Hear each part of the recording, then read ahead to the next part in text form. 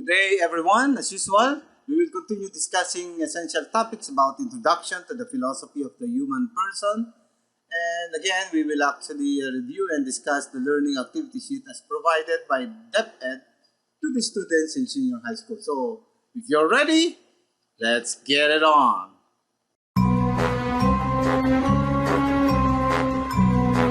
Welcome everyone to my channel. My name is Mon. Sir Mon.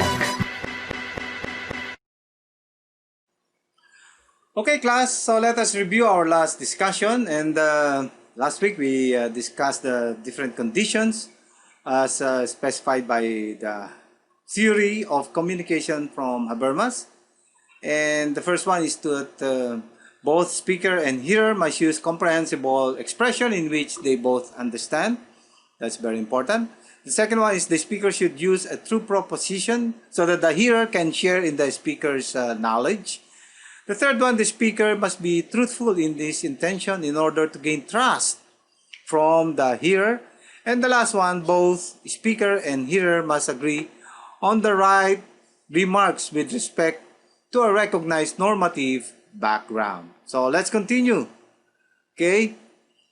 Habermas' theory of communication reminds us of the importance of authentic communication in the termination of conflicts. Yan, para mawala na yung conflicts, no? Avoidance of misunderstanding and establishment of intersubjective relationship. Living with others having different characters, conviction, and thinking can result to conflicts that hinders good relationship with others. Okay?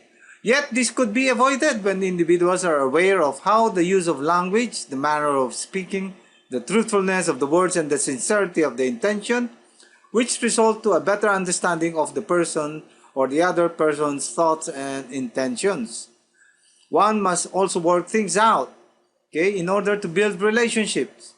It is never, for Habermas, the aim of dialogue to build fences through uninformed judgment, but rather mutual understanding and respect for others who are different from us. Okay? Hindi mo naman ma-avoid yun eh. Every person is unique, right? So, wala kang kamukha. Even your, kaparehas pala. Even your twin, magkaiba kayo ng, may potential na magkaiba na kayo ng ugali, right? It would be hard for us to understand the others or to recognize those people with disabilities. Okay, that's very important. And the underprivileged or the LGBT group, unless we sit down and talk to them with open ears and compassionate heart. It is through sincere dialogue that we grow together with others as an authentic person in such a way that a long-standing stereotyping image is dissolved. Tanggalin na yung mga pag-stereotype na yan. Ito kasi ganyan yan, no? Kasi nakatiriyan doon sa ganun lugar, kaya ganito yan. Wala na yun, no? Fences of mistrust and suspicion should be overcome, mutual understanding will be achieved, and people who are previously at odds with one another becomes friends or allies. And new perspectives or insights are gained, resulting to a stronger bond of relationship.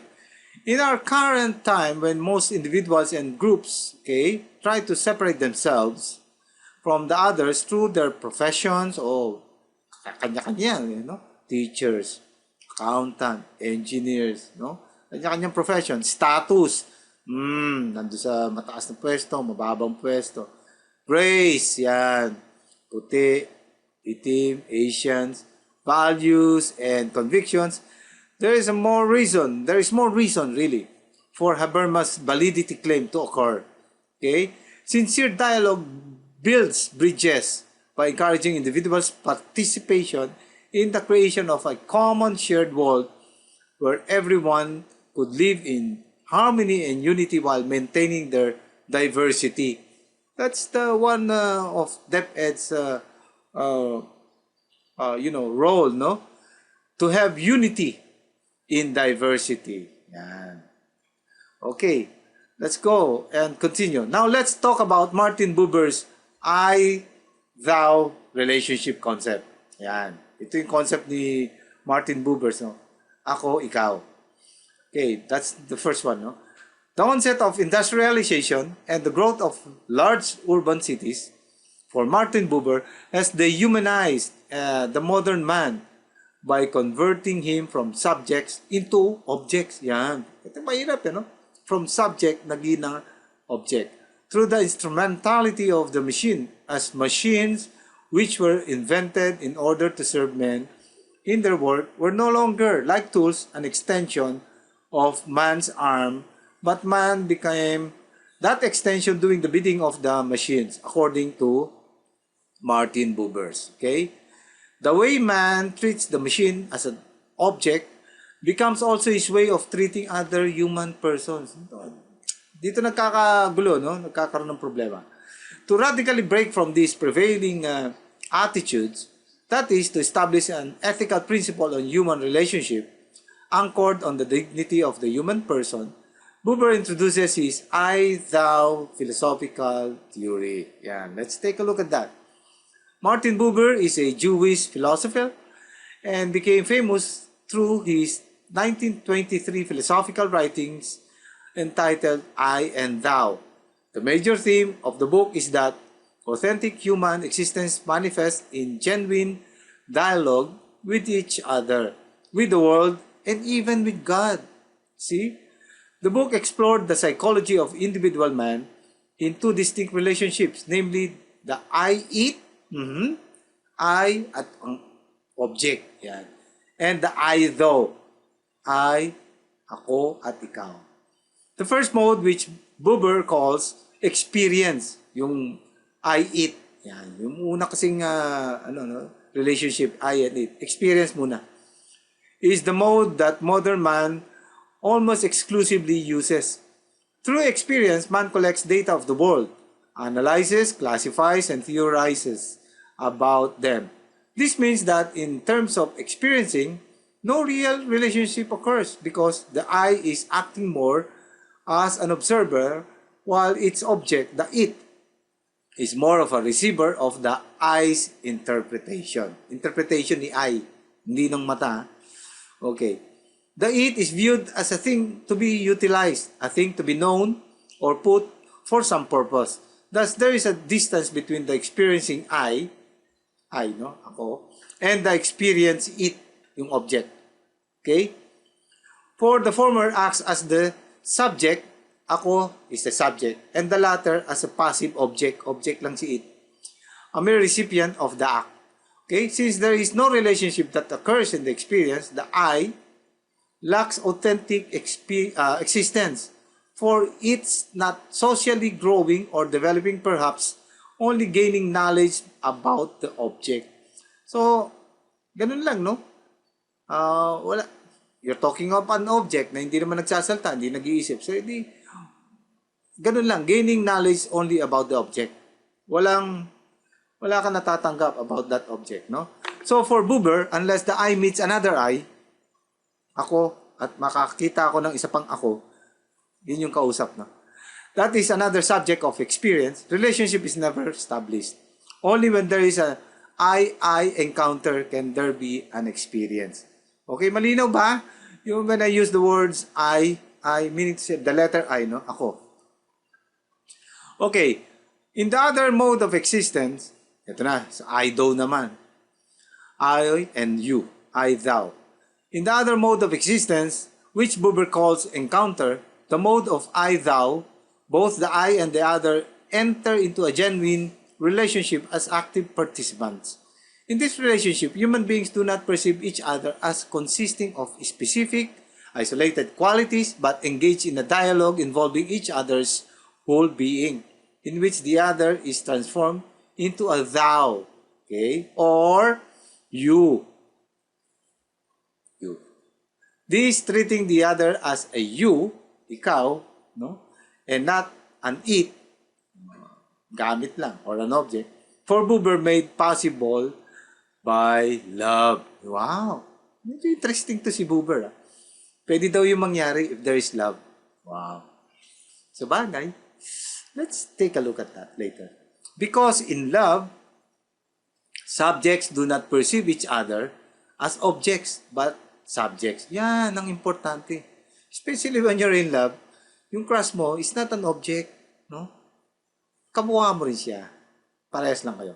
Love for Buber should not be understood as merely a mental or psychological state of lovers. Wow. But as a genuine relation between loving beings. Yes.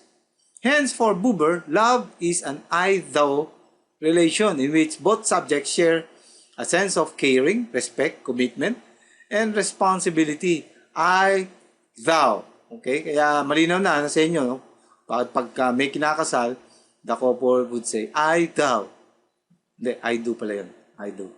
In this relationship, therefore, all living beings meet each other as having a unity of being and engage in a dialogue involving each other's whole being.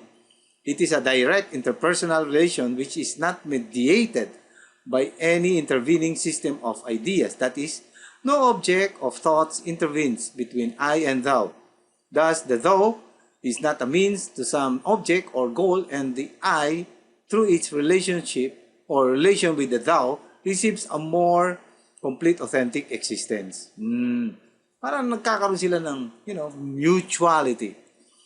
The more that I and thou share their reality, the more complete is their reality. Wow. Very good. Conclusion. No human relation is perfect. It always has its ups and downs because every individual is in a relationship is unique and different from one another or from another. However, differences are not the hindrance to intersubjective relationship, but how we communicate, relate, and perceive each other as human persons. For Habermas, we could not establish genuine relationship with others unless we assure that our communication would lead us to mutual respect and understanding. Buber believes that more that the presence of others complement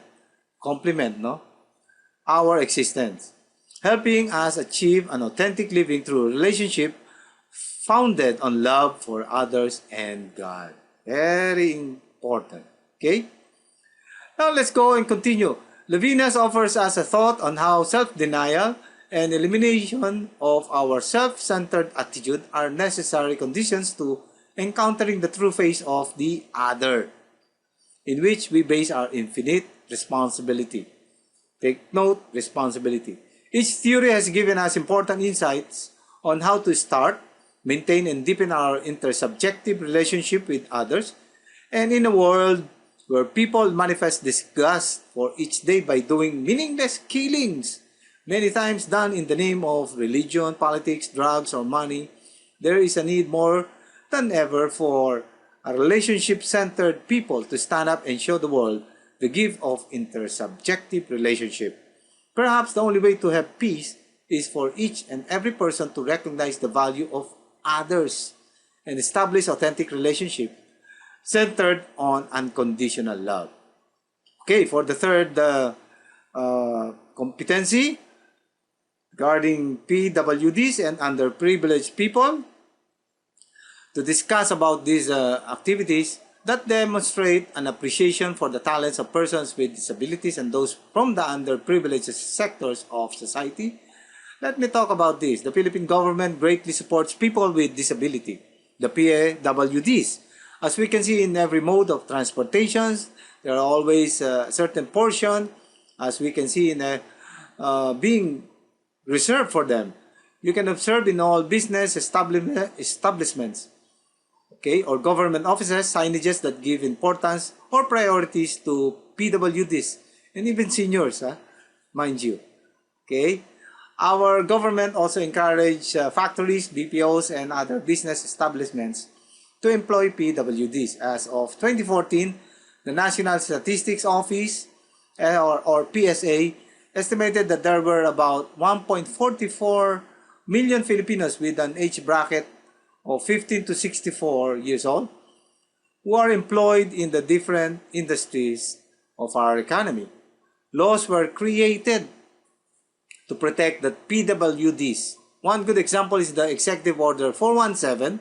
Take note of that, 417. That mandates all national government agencies and state-run corporations to allot at least 1% of their annual budget for programs that will benefit the sector. Further, EO417 addresses the need for government to provide capitalization for PWDs livelihood activities, which includes support for technical skills through the Labor Department. Okay, one of the major reasons why many PWD enterprises fail is because of the lack of market when it comes to their finished products. As part of our contribution in affirming their skills, the activity for this session will also be a chance for the PWD's products to be displayed and or probably sold inside the campus.